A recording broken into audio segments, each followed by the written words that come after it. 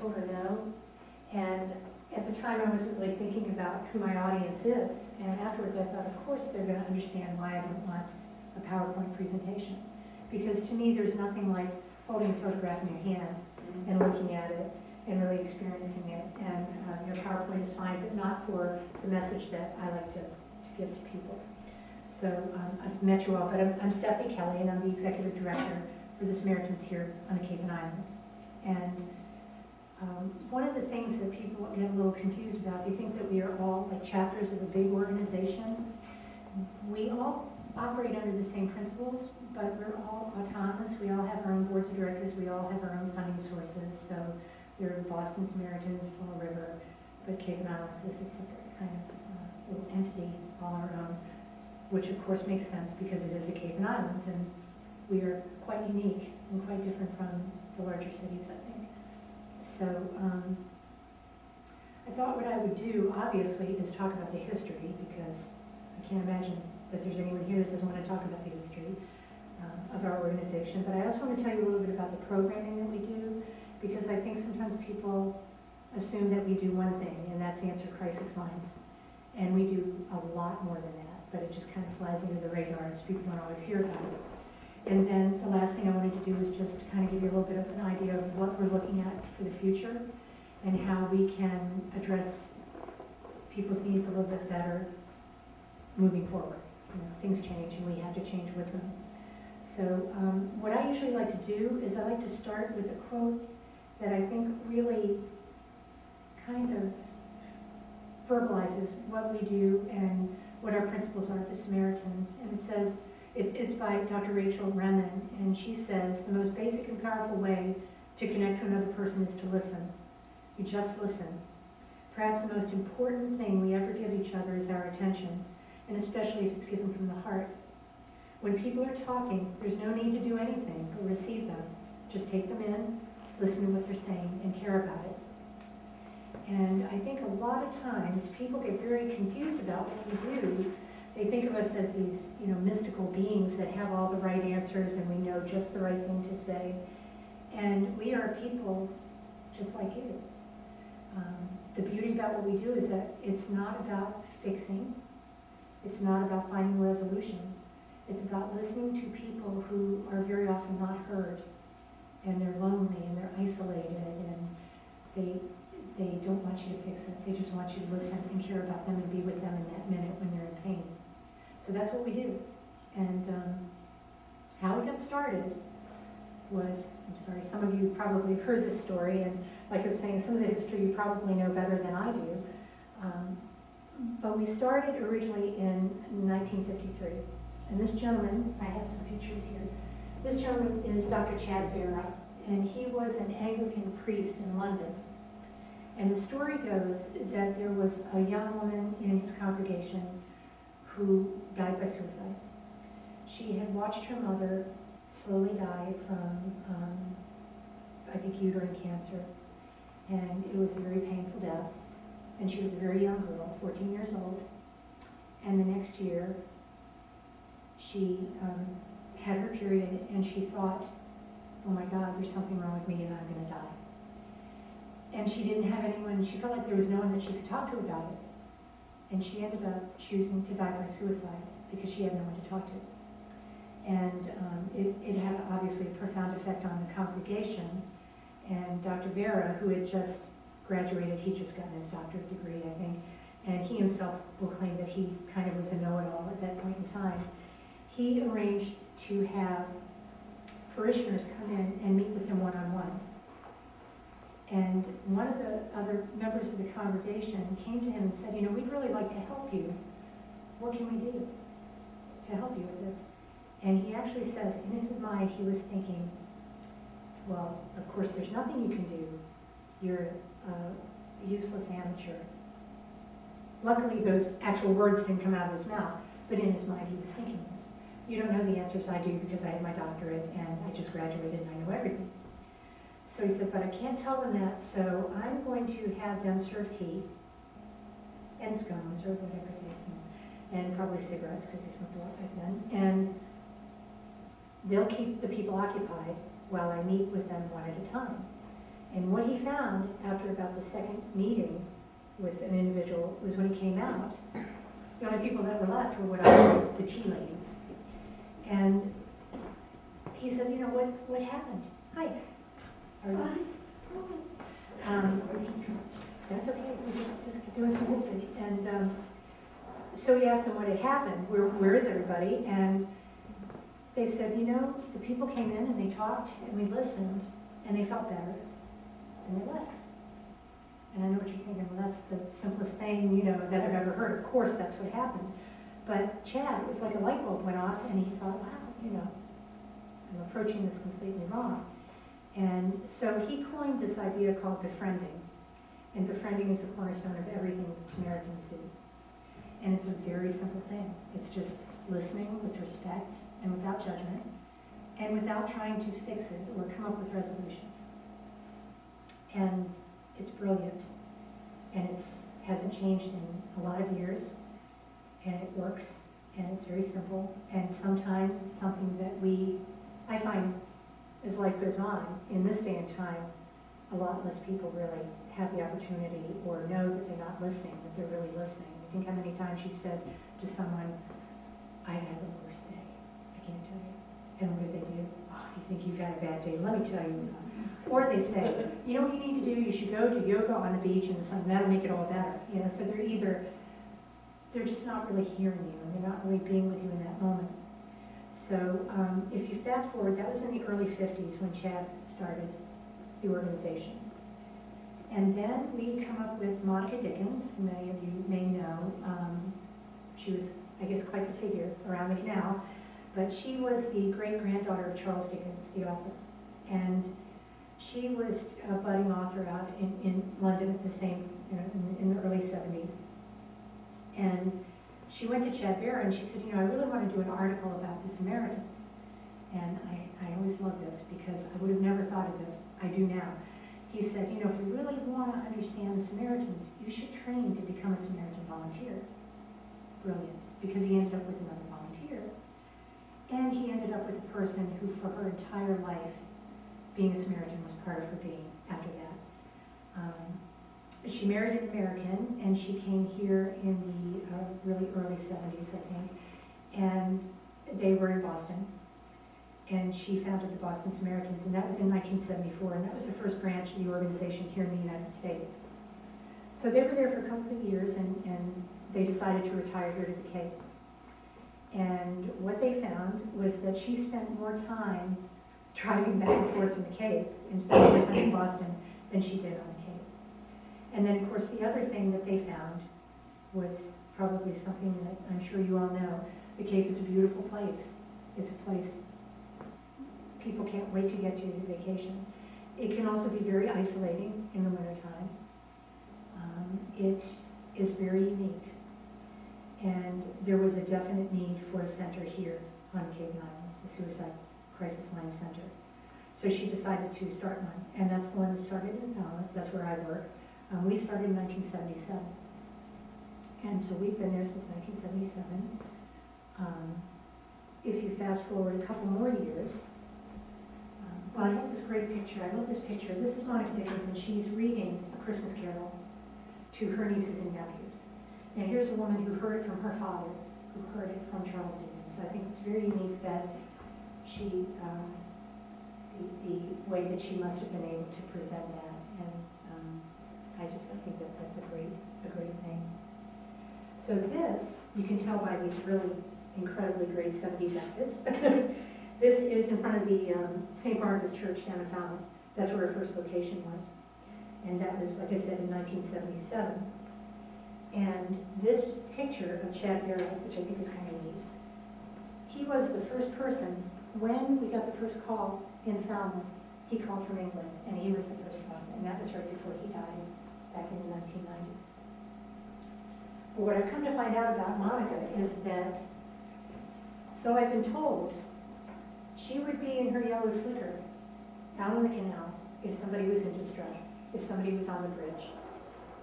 She would actually go out there and get on a bullhorn with anybody that would, you know, put her in a boat with them, which I think must have been amazing to see this tiny, tiny little woman yellow slicker with her bullhorn. And she realized that the gateway to the Cape had kind of become a mecca, a place where people came when they made the decision that they wanted to end their life. And so in the early 80s, she worked with the Corps of Engineers, love this picture, it's a great picture, to have the suicide barriers put up on both of the bridges. Prior to the time that they were put up, I think that there were 54 documented suicides from the bridges. After they were put up, it has, and I use the word virtually, it has virtually stopped suicides from the bridge. That has not completely stopped them, because as I'm sure everybody here knows, if someone wants to do it, they're going to do it, and sometimes you can't prevent it. She was also really instrumental in getting signs of the best real estate on the Cape for our organization. And we've had signs there since 1985, I think. This is a picture of one of the first ones. You may have noticed we just redid them with our new logos and everything, kind of shake people up as they drive across the bridge and go, something's different, and they look at the number again, because you know, if you drive over long enough, it becomes kind of part of the landscape. You may not see it. But for us, almost every volunteer that I've ever talked to, almost every person I've ever talked to has said, I heard about you, I saw the signs. So they're incredibly powerful, and we're very pleased to have our name and phone number right there for anybody who's desperate and needs to call us. So that is how our crisis lines began. We don't call them suicide hotlines anymore, and the reason we don't is because the majority of the people that call are not what I would consider to be actively suicidal. They're not, and I tell you this so that people who are afraid to volunteer always think that every call that comes in is someone that's standing on the bridge, or someone that has a gun in their hand, or someone that has a bottle of pills, and that's not the case. Almost all of our calls are people who are lonely, and they're isolated, and maybe they've thought about suicide, maybe they've even tried it in the past. They're people that are reaching out, and we hope by connecting with them that we can keep them safe and help them, even if it's just for the length of that phone call. Sometimes that's all you can ask for as a volunteer. But the idea is to share their pain with them for a little while and just help them through it. And so most of our callers, it could be, you know, their spouse died, they lost their job, their health is not good. You know, a million and one reasons why people call. But contrary to what people would think, it's not, I'm getting ready to kill myself right now. It's not what really usually happens. We're kind of pleased with the fact that, it's kind of strange to say that, the numbers of the calls to our crisis lines increase every year. I remember when I first went to work for the Samaritans, I was like, I don't know what I think about that. Is that a good thing? Is that a bad thing? Does it mean more people are in crisis? I'd like to think it means that more people are reaching out. And last year, in our office alone in Falmouth, we answered over 25,000 phone calls. 25,000. Luckily, they weren't all on one shift. It was spread out throughout the year. But that's a lot of calls. That's a lot of people who are you know, in desperate need of making a human contact. In the 37 years that we've been here, we've trained 815 volunteers to be on the crisis lines, which I think is just incredible. And what we usually ask, our training is, people often ask what our training is, so I'm just going to tell you what it's like. It's 5 nights, it's 15 hours altogether, it's 3 hours a night, and we have people come in and just discuss the art of active listening. We discuss depression, we discuss, you know, all the different reasons that people might be calling. We will never discuss them all, because right when we think we've covered everything, a new issue comes up and we have to, you know, kind of add something to our training repertoire. But to get you as ready as we possibly can to answer the phones. So it's a 5-night commitment. We do that every other month, and the volunteers are the heart and soul of what we do. If we didn't have them, we couldn't do what we do. So it's a constant battle for us to make sure that as people graduate from college and move away, or they get married, or they have kids, or they retire to the warmer weather, that we have a fresh new group of volunteers that are ready to come in and answer those calls, those 25,000 calls. So that tells you a little bit about kind of the foundation of our program. But we do a lot more. And the next program that I'm going to talk about is senior outreach. This is my absolute favorite program out of all of them. I'm absolutely partial to this one. It is about 4 years old. And what we found when we started looking at statistics, which I really don't usually like to look at, when people call our crisis lines, it's completely anonymous. There's no caller ID. There's no, people don't have to give us a name unless they want to. So we really only know whether someone's male or female. We don't really know their age. We can kind of estimate sometimes based on what the issues are that someone might be calling about. But what we realized was that seniors, they weren't calling. They weren't calling the crisis lines. We started looking, why is that? And I think it's safe to say that that generation is very proud. And they were raised not to air their dirty laundry. They were raised not to, complain or talk about those things out in public. So they didn't. Or sometimes they might translate it into kind of a somatic thing. Oh, my back really hurts. Or, when it really could be depression, but it's manifesting itself a little bit differently. We know, though, that seniors are very, very much at risk. And when I first went to work for the Samaritans, I had always assumed that the face of suicide was teens. When I thought of suicide, I thought of teenagers. And what I found out is that the highest rate in the United States, the highest suicide risk, is men who are white and over the age of 85. Now, who would have ever thought that? But when you think in terms of loss, that's a group of people that more than likely has experienced a lot of loss. Maybe their spouse, I don't mean to be sexist, but men often identify themselves by what they do, and they've retired, and there's a lot of change. Maybe their living arrangements change, that type of thing. So we definitely knew that we needed to reach out to this group of people. And one of the only statistics I'm going to throw out there for you is one that I think explains the severity of the problem. And that is that when you talk about teenagers, and you talk about how many attempts there are for every one completed suicide, there are over 200, not by one person, but overall the teenage population. So for every 200 attempts, there's one completed suicide. When you look at all ages, for every 25 attempts, there's one completed suicide.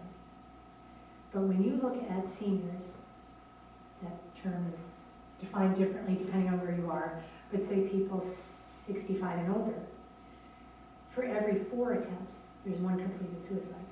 So it tells you a couple of things. It tells you that the window of opportunity is really, really small, and that you have to be really keenly tuned in to look for warning signs and look for statements and be able to recognize risk. So we decided that we needed to reach out. So we worked with elder services and put rack cards, which you have about our program, into every Meals on Wheels delivery, over 1,000 people on the Cape and Islands. So they would get it, and the message was, you don't have to be suicidal. Are you lonely? Are you depressed? Are you feeling isolated? Call us, because we want to hear about it, we want to talk to you about it. And after we did that first part of the senior outreach program, we had a few more seniors call, but it really didn't have the impact that we thought it was going to have. And we thought, okay, what are we going to do now? So for the first time ever, it was like we could only receive phone calls. No Samaritan volunteer ever picked up the phone and actually called out. But we decided what we would do is create our outgoing call program, and seniors who were referred to us by councils on aging, or it could be a doctor's office, it could be one of you, could be worried about a friend. They can self-refer if they want.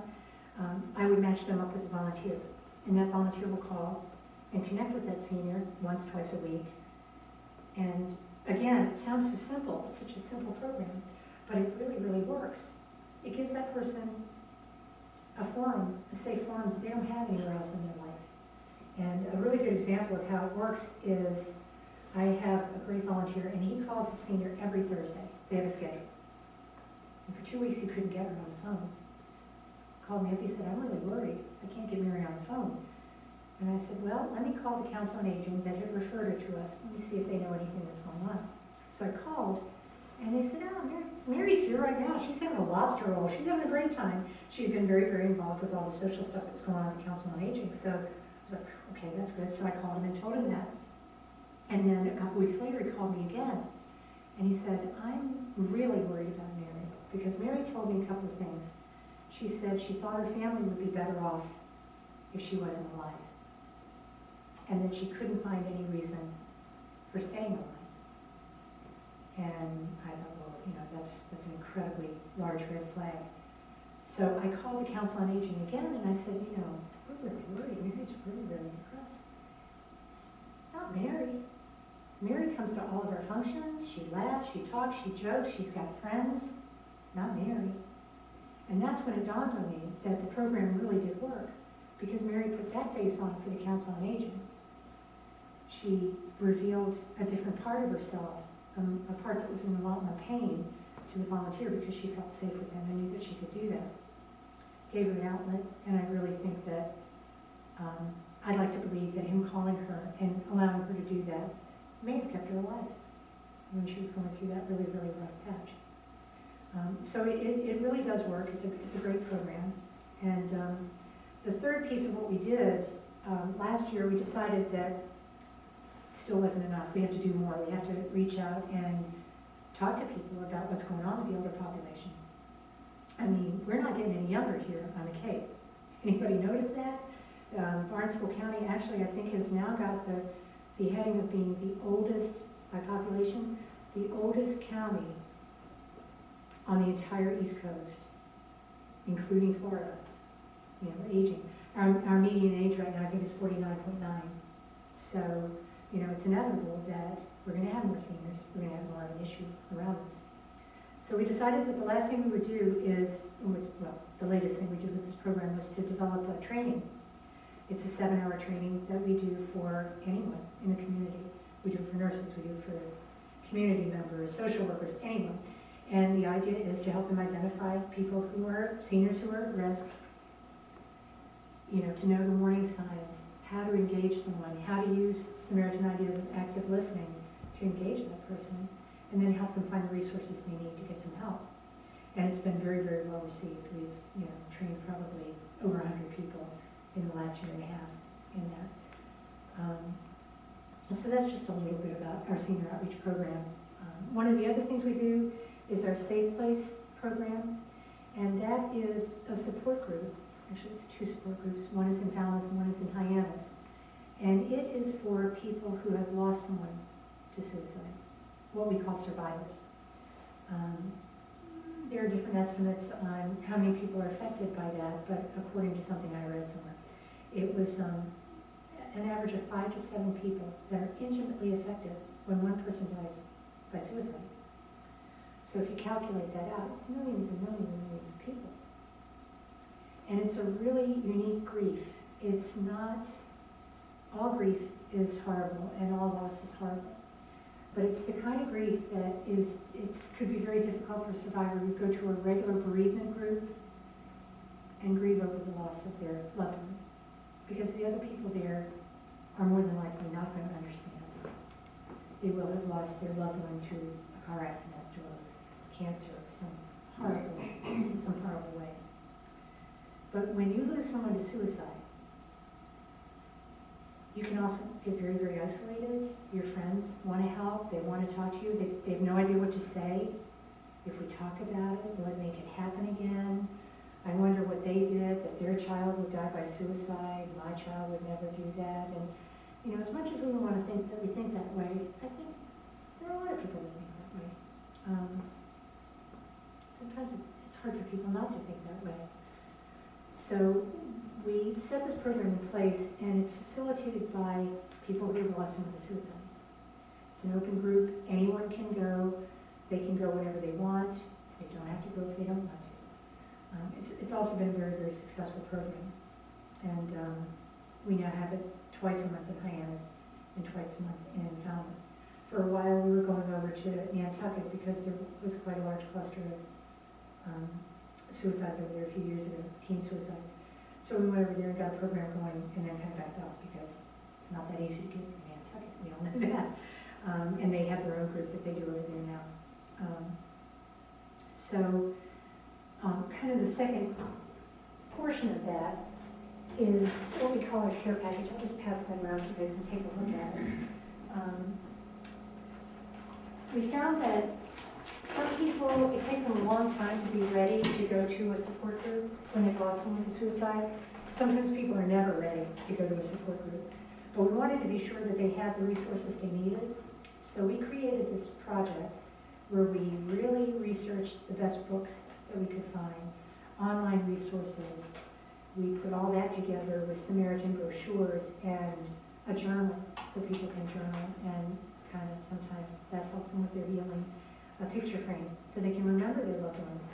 And we send those out free of charge to anyone that needs one. We started that program, I think, in 2009 or probably 2010, and we sent out well over 200 packages. And we've been fortunate to get grant funding. It's a very tangible project. When you talk to a grant funder, they understand it, they understand your point. So we've been very fortunate that we've had generous grant funders that have allowed us to keep buying them and sending them out. So we're very good to keep doing that. People who have lost someone to suicide are often at higher risk of suicide themselves. So that's another reason why it's so important to get these resources to them as quickly as we can. In my mind, I like to think that there's a book on a bedside table somewhere that maybe somebody hasn't read yet, but sometime in the middle of the night they might wake up and that would be the time. If we have it to them, when they're ready, it'll be there. So if you ever know anyone, if you ever find out that anyone needs it, just let us know. We've worked with funeral homes and churches and anybody. So that's the safe place in the care package program. And the other thing we do that I think is probably the most important thing that I do is this. I love community outreach. I love talking. Everybody who knows me knows that. I think it's the most crucial thing we can do because we talk a lot about things that are dangerous, things that are bad for us. Talk about homicide. Don't walk to your car by yourself. You might get raped. Be very cautious and don't text and drive because you'll wreck. And don't drink and drive. But we don't talk about suicide. We don't talk about warning signs. We don't talk as a community, as a society. We just don't talk about it. We're afraid to. One of the biggest myths is, oh my gosh, if I say, are you feeling suicidal? If you weren't, you might be after I say that to you. People think that. Nobody's that powerful. We can't, we don't have that kind of control over someone. But what we can do as a society is look out for each other. Be tuned in. Listen. Is the person that you love saying something like, I just don't know what good I'm doing in the world. I don't see a purpose of living.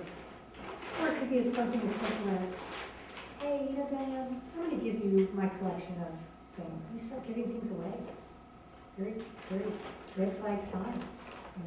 In the information I gave you, there are some warning signs, things to look for. Unfortunately, there are not always warning signs. And I think that's probably the hardest thing for people who are left behind because there's that guilt. Was there something there? Did I not see it? Should I have been listening harder? Sometimes there aren't any signs. And that's when you just got to put it all out there and say, I'm worried about you. Are you feeling like you want to hurt yourself? I want to help you. I don't want to fix it for you. I don't know how to fix it for you. But I'm sad for you and I want to help you. It's very powerful. And once you do that 2 or 3 times, everybody will want to tell you their problems. You'll be at the grocery store and people will be telling you. And it's like you become this magnet. People recognize it, they feel it, they sense it. So, I love the opportunity to speak to groups anytime. If you think I should come and talk to any group, I would love to. Boy Scouts, Girl Scouts, hard to talk to young people. People get nervous about that. But I think that if we are looking at a generation that understands about looking out for each other and being tuned in, that's the generation. They're the folks that really will talk to each other, right? Or text each other, or whatever it is that they do, besides actually talking to each other anymore. So I come out and I'll talk to any group, and I also belong to a lot of organizations, the Women's Healthcare Task Force in Falmouth, the Community Health Network Area 27, which sounds like some government secret operation, but it's a health organization. The Cape and Island Suicide Prevention Coalition. I feel like the more groups like that I belong to and go to, the more people I'm going to be able to talk to, and the more people that are going to understand that it's okay to reach out for help, that you really are the only person in the world that's feeling that way, or knows someone that's suffering with depression. There are a lot more people out there than you know. One of the last things I wanted to mention was our In Their Shoes exhibit. I don't know if any of you had a chance to see it. It was at the Bourne Library. It's going to be at the Mazer Gallery down in Falmouth. And it's also, a portion of it's going to be at the Council on Aging in Mashpee. And what we did with that, in 2012 was our 35th anniversary. And we had a speaker come from California. He was a gentleman who survived a suicide attempt from the Golden Gate Bridge. His name is Kevin Hines. If you ever have the opportunity to look him up online, you really should. He has a magnificent story. His story was that he suffered from severe bipolar disorder and wasn't on medication. And he decided one day that he just needed to die, that the pain was too great, he just couldn't do it anymore. So he got on the bus and he went out to the Golden Gate Bridge, and he said he walked and he stood there. He was there walking back and forth and pacing for a couple of hours. Tears are streaming down his face. And he thought to himself, if one person stops and asks me what's wrong, or asks me if I'm okay, I won't do it. And people rode their bikes by, and he walked, and he drove, and then finally somebody stopped. They said, oh, I have to do it, my goodness. And the woman, with a very heavy German accent, said, I'm visiting from Germany, will you take my picture? And he did, he took her picture, and then he jumped. And he knew that the minute his foot left the platform, he knew he didn't want to die. He wanted to live. And he broke tons of bones. He was in very, very good shape. But he decided what he would do is take that opportunity to speak to any group that he could about living mentally well and what you can do to keep yourself from going back to the bridge or grabbing the pills or grabbing the gun. So he's a really powerful speaker. So we decided we're going to have him come. And we had heard that at the Golden Gate Bridge, they had a display because they had had hundreds and hundreds of deaths on the bridge. They had a display called Whose Shoes, and they were the actual shoes that were donated by family members that were put out to represent each of the people who had died from jumping off the bridge. So we knew we thought, what a powerful way to visualize the life of the person that will never get to fill their shoes, that will never complete their life. And we thought we need to do that. We need to do that here for our 35th anniversary. So we asked our volunteers to just collect shoes. They're representational ones. They're not ones that are actually belong to people who have died by suicide. So we set up this display of 249 pairs of shoes. And it's very powerful. Again, it's very simple. It wasn't a lot of money to put it together. We put 3 vignettes there with it about an older woman with her wedding shoes, a young man with his cleats, and a middle-aged man with work boots. Because that is something I forgot to mention to you guys. Middle-aged men here on the Cape, incredibly high suicide risk, incredibly high suicide number. People ask me, why do you think that is? And there's never one reason why someone dies by suicide. It's never they lost their job or their wife divorced them. It's always kind of a confluence of a lot of different things. But I think for men that age, with the economy the way it is, with possibly losing your job and again losing your identity of what your job means to you, and then maybe sometimes relationship issues happen from that's why that group of people is at such high risk right now. But anyway, we wanted to, through the shoe show thing, we wanted to make sure that people understood that there were these 3 areas of risk. So we wrote a story from their perspective and why they did it. And it was incredibly well received. People stood there and stood there and stood there and read it. And I watched them as they were looking at it, and I knew that we had created something really, really great. So we got grant funding to try to get it to as many venues as we can. So I tell you that again, so that you can keep in the back of your mind if you belong to a women's group or you belong, that it might be appropriate, just let it put there. We'd love to do that. The Bourne Library was very good about letting us put it there for a whole month. And lots of people got to see it, and lots of people of all ages got to see it, which I think was very fun. So that's our newest kind of community outreach thing that we're doing. As far as the future goes, I'm glad you asked this earlier about coverage and technology and, we gotta move with the flow whether we want to or not, and social media is obviously the way to connect to a lot of people. Our problem has been that we need to do it in a very, very responsible and very careful way. And because I myself can't monitor Facebook 24 hours a day. I don't have the staff that can monitor 24 hours a day. And I always think to myself, what if someone was reaching out to me on Facebook and it was in the middle of the night and I'm sleeping and I don't see it till the next day? So we're trying to come up with ways that we can do web chats where it would be kind of monitored, for lack of a better word. It would be safe. It would be responsible of us to do that. In different ways we can use social media to educate the public, reach out more, put articles out there, stories, different posts, that kind of thing, on Facebook and Twitter and whatever, Tumblr, whatever everybody's using now.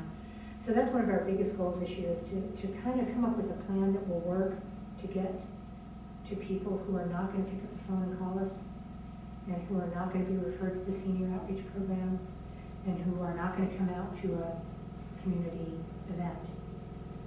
So that is my big goal for the coming year. And the other important population that I think we need to concentrate on here in the Cape are people who have attempted suicide. I can't tell you how many calls I've had since I've been with the Samaritans from people who have attempted and are looking for a support group to discuss alternatives to suicide and coping mechanisms. And to my knowledge, there isn't one.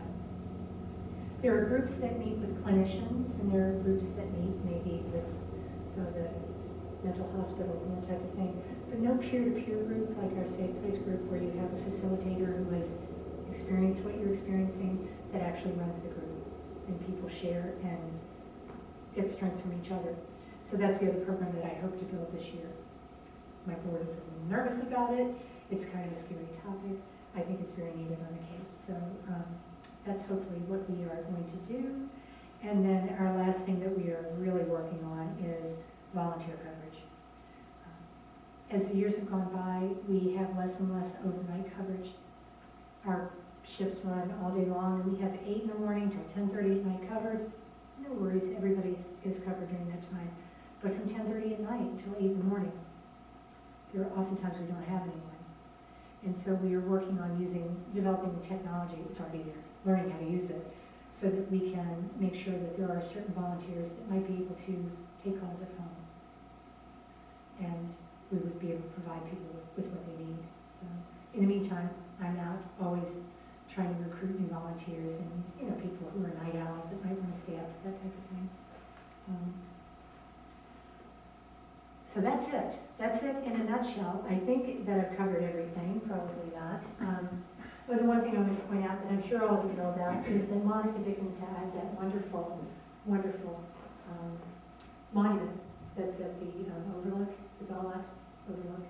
If you ever have a chance, it's a wonderful story about who she was and what she did for our community. So I think that that's it. I know it's a lot of information. I know I talk really, really fast, but I'd love it if you have any questions. Do you have any questions about me? You said how many calls you have in a year. What is it in an average day like? It varies a lot. And some people ask me, is it one day more than another? People think it must be Saturday night, or it varies a lot. But I would say it could be anywhere from 20 calls to, I had one time where I was, one of the first trainings for volunteers that I ever did. The one thing that I didn't express as much as I should have is that sometimes you can't answer every call. If you're with somebody, sometimes there's only one volunteer on. So if you're with somebody who's in crisis, you have to stay with that person. I came in the next day after this new volunteer did their shift, and they had answered 77 calls in a 5-hour shift. Because they thought, hold please, and it wasn't therapeutic for anybody, but they thought they were trying to get to everybody, which is a wonderful thing. But he was frustrated at the end of the shift. I'm sure the callers were frustrated at the end of the shift. So, it varies, but I would say between 20 and 40-ish. How long is the shift? 5 hours. They run from 8 in the morning to 1, 1 to 6, and then this weird 6 to 10:30 shift. I don't know why 10:30, but maybe so people can get home and watch the news or something like that. But and that's 7 days a week, every day. Christmas, New Year's, every day. Oh, come on, you guys can say something. We had some, Michael Bourne before articles in the newspaper, and one of them is about the first recorded suicide off the bridge was in 1944. Can I have a copy? You can have that. Oh, And the other one is, a few years later, it talks about how many lives and how the various doctors, there's only one person that actually got over the area, there's some couple on the road, but very few people. And unfortunately, as soon as I said that, earlier this year, we did lose another person from the bridge. And, but, that's why I do say virtually. And I think that it's important to acknowledge the fact that we can't, it's preventable, suicide is preventable, but there are times when people make that decision and you can't save them. But one of the times was when one of the things that were hit by a truck, so there was basically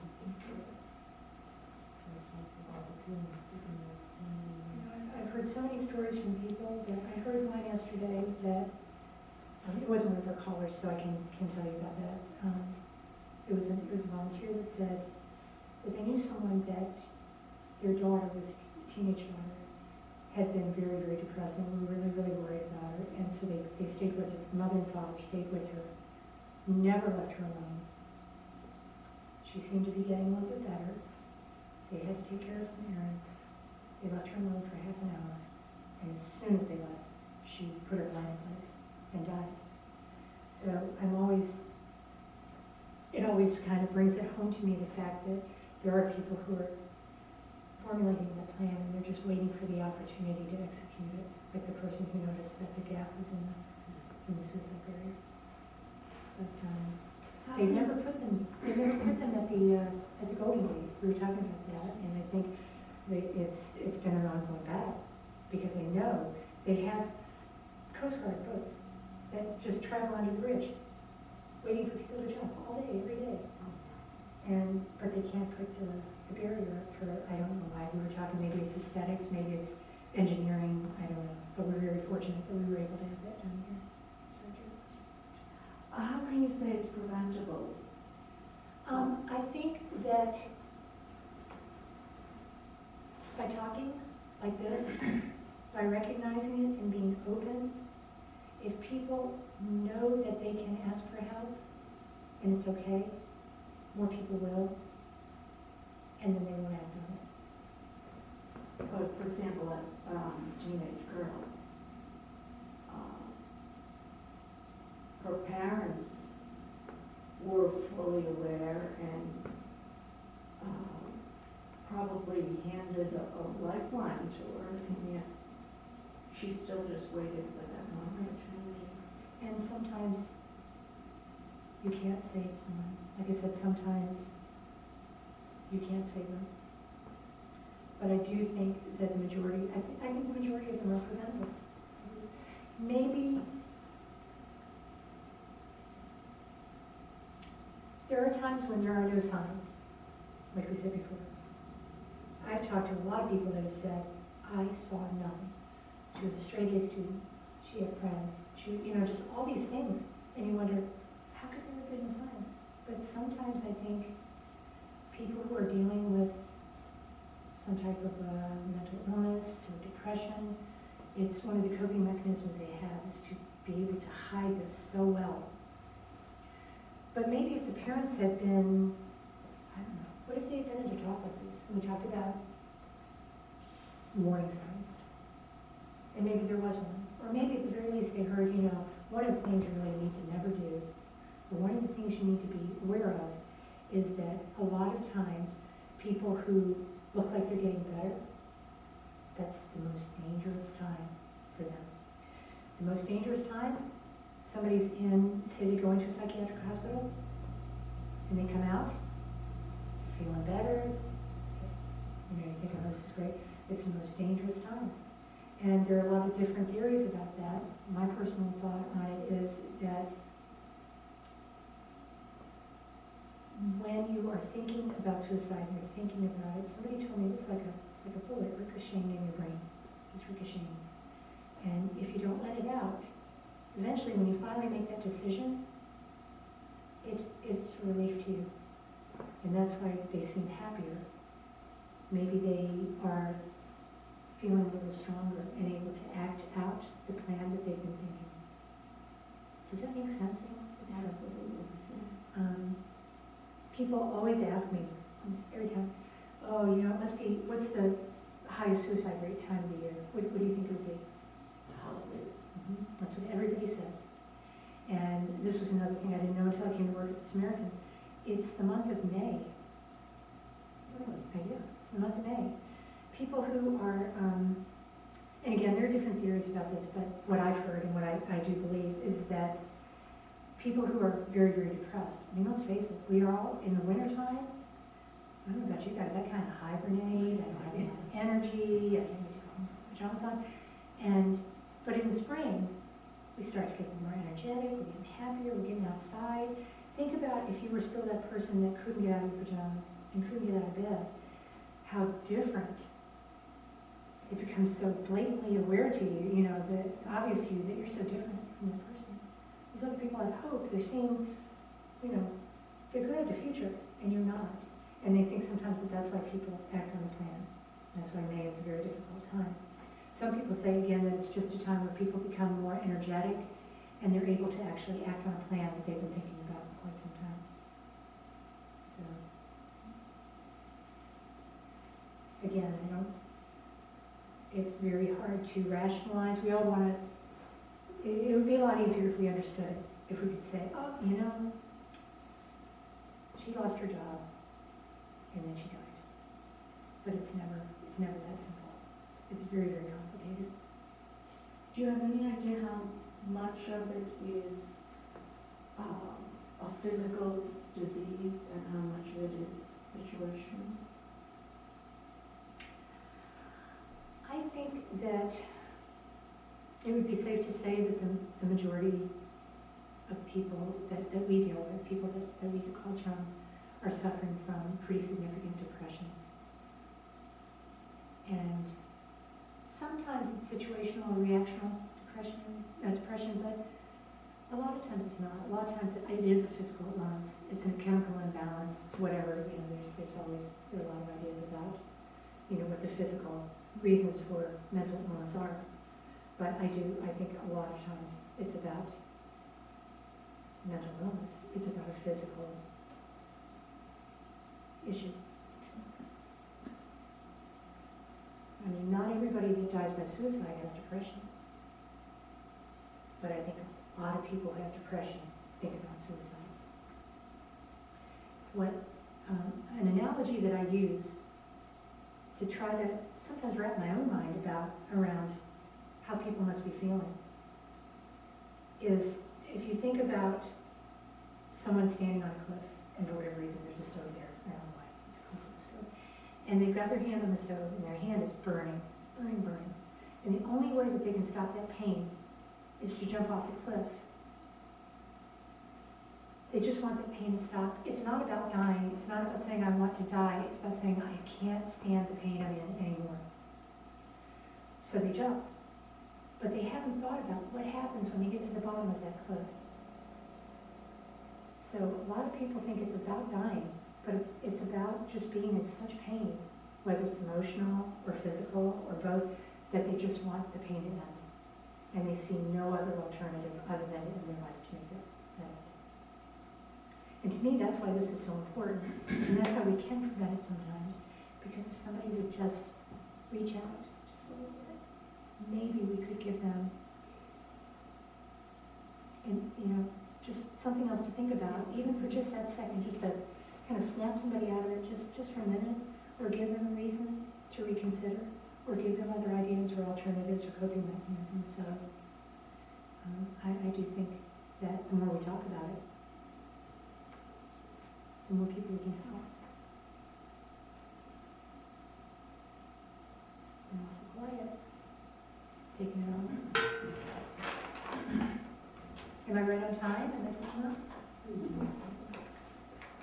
If by any chance anybody is interested in volunteering, nobody wants to volunteer now because it's cold, but we do trainings every other month down at our Falmouth office. And I will tell you that I have never had anyone tell me that they didn't enjoy it, as weird as that is. It's a very enjoyable training. People are always very happy to attend all 5 nights and get a lot out of it. And we have some volunteers that have been with us for 15 years. We have some volunteers that have been with us for, they're doing their first shift tonight. So, and we never ask anyone for a large commitment. I'm going to get, back in the day of Monica Dickens, when you came in to volunteer, they would say, you have to commit to 1 shift a week, you have to do 1 overnight shift a month, and I want you to sign this contract that says you will volunteer for us for 1 year. In this day and time, if somebody said that to me, I would run out the door as fast as I could, because it's too much to ask people. Time is very valuable. So we just ask people what they can get. We have some people that do a shift a week. We have some people that do a shift a month. We have some snowbirds that come up in the summer and then go back. So if it is something that you think you might be interested in, I do have a sign-up sheet in the back of the room. And we can talk about it. We can talk about it. Oh, our phone number at our office is 508-548-7999. I'm going to move into the social media. You can like us on Facebook, Samaritans on Cape Cod the Islands, and our website is capesamaritans.org. Our crisis line is 508-548-8900. So if you know of anyone that needs to call us at any time, they can call us anytime. There's someone there to listen.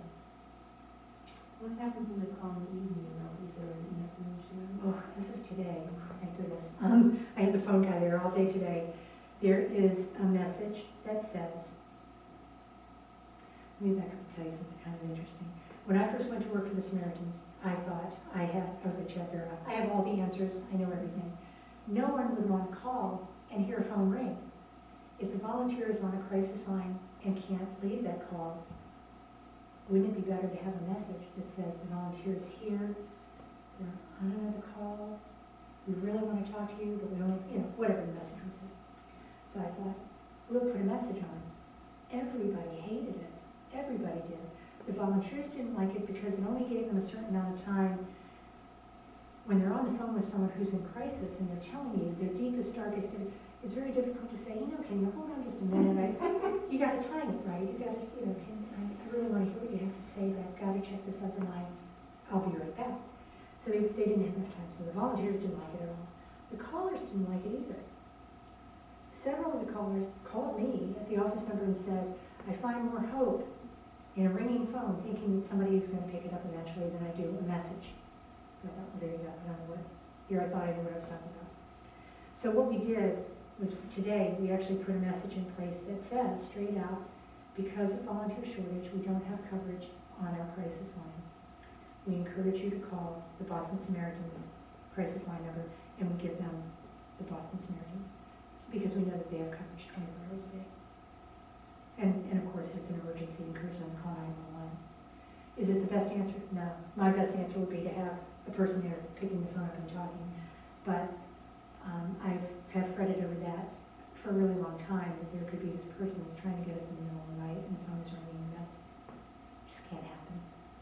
So for now, that's what we're doing until I can come up with my next brilliant idea about where we get volunteers answer phones overnight. Could you use people who are shut in? We're talking about having nighttime coverage. We We were talking a little bit earlier about this new idea. The phone guy just told me about this today, and I'm not tech, so I didn't know about this, but it's called an IP phone. When I've been thinking about how could someone have a cell phone, and if they were the right volunteer, and they had a private place in their home, and they didn't have, like my house, dogs and cats meowing and barking, and people coming and going all the time. How could they answer the phone? How could we make this work? While protecting the confidentiality of the callers and, just all the nuts and bolts piece of it. And I found out today that we can get these things called IP phones, and the volunteer can plug it into their computer or their modem, or router, or whatever it is, and it will run through a website. So I never have to worry about whether that caller is going to get their own voicemail, how on my phone, if I don't answer it, or if I'm on the other line, it'll be the Verizon voicemail that picks up. It's going to say, Stephanie's not here, and the caller's going to be like, what the heck? So this would be a potentially technology solution to that. And we could identify 2 or 3 people that would just answer on a certain night, every Monday night, or that kind of thing. And it would make it more palatable for some people, because it is hard to go out and be out overnight, and you're going in at dark, and you're coming out, and it's still dark, and so it's an idea.